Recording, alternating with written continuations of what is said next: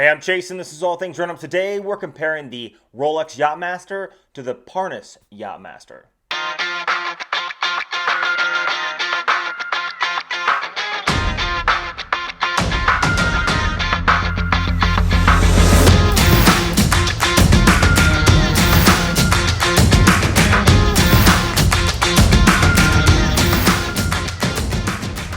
Now, in this video, we're going to be comparing a $12,000 luxury Rolex with a platinum bezel to a sub $100 homage straight from China. Let's just flip the camera around and dive right into the review.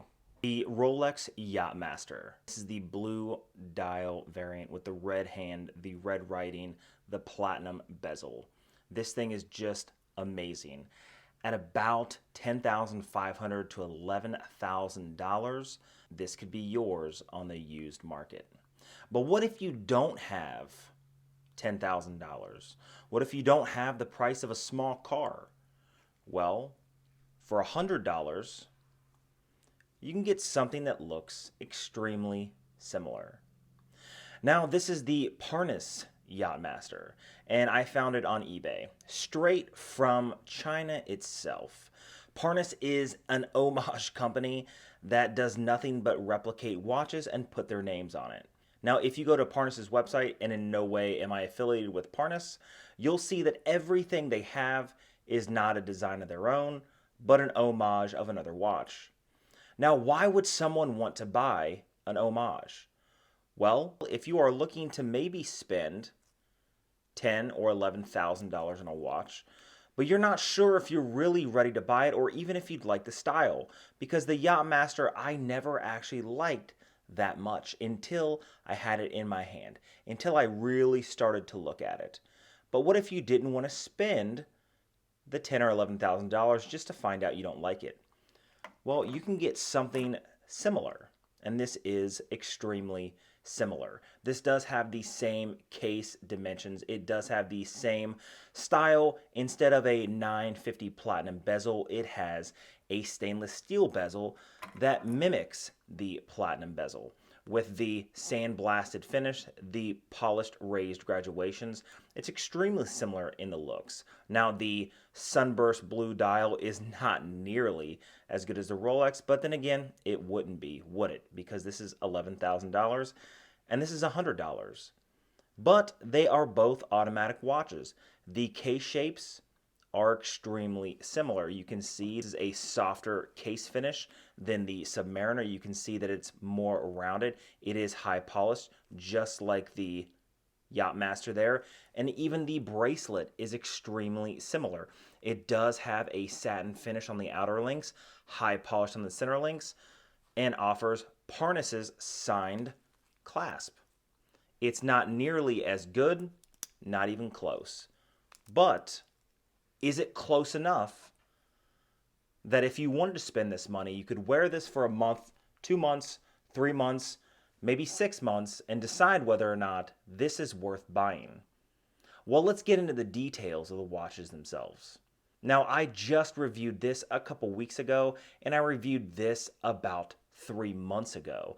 I'll link to both right up in the corner. Now, both have sunburst blue dials. The Yacht-Master uses 18 karat white gold on the indices filled with chromalite blue lume.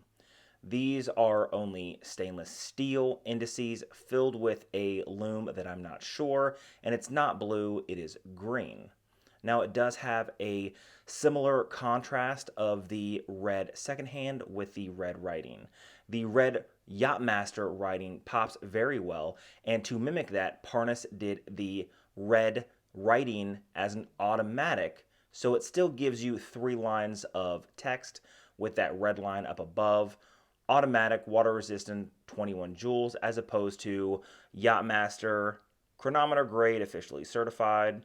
So it gives sort of a similar look and aesthetic.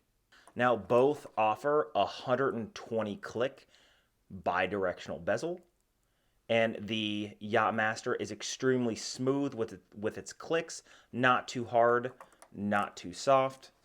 The Parnis is a little heavier on the clicks, with a little more slop in the bezel, but also offers the bidirectional option. The date window on the Rolex Yacht-Master pops and is perfectly placed over that date window. The date is, of course, perfect in its printing, in its raised printing, if you look at it from an angle. And the Parnis tries to replicate that. It actually has not nearly as much magnification, but it tries to replicate it. And, you know, one of the things I don't like about this is the printing. Now, would I have known the printing was so different if I didn't put them right next to each other? Maybe not. But this uses the same movement, the same date wheel as my Submariner, which I'm very familiar with, so I knew immediately that the date looked just off. But is it enough to be a deal breaker? I don't necessarily think so. Now, the Yacht-Master on the wrist, 40 millimeters in diameter, with the same oyster bracelet that comes on a lot of the different watches, starting at 20 millimeters down to 15, up at 16 at the clasp. It's very comfortable on the wrist. The lug to lug is small. I think it's 49 millimeters. I don't have my calipers out, but I know that on my 7¼ inch wrist, it fits perfectly. It's very well proportioned for wearing every day for comfort. Now, the Parnis does mimic the style, the feel, and the weight of that Rolex Yacht-Master. It does have a different clasp, both of which don't offer quick adjust micro adjustments like the glide lock clasp, but overall, once it's fitted to your wrist, it feels quite nice. This does sit slightly higher on the wrist because the movement is not as slim as the caliber 3135, but it does give you sort of the same presentation, sort of the same feel as the Yacht-Master.